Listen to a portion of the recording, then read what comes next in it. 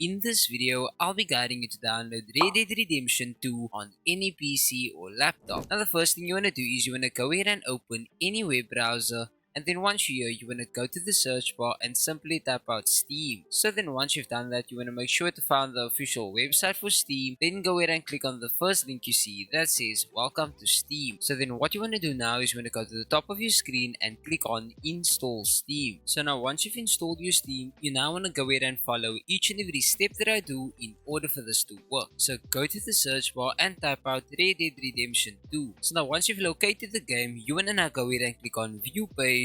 Then what you want to do is, in order to play it, you now want to go ahead and scroll down until you see add to cart, then go ahead and click on it. Then you want to make sure to click on view my cart, and then all that's left for you to do now is to click on continue to payment. Now once you've done that, you will be directed to a page to put in your basic information as well as your payment method in order to buy the game. And if you found this video helpful, go ahead and like and subscribe.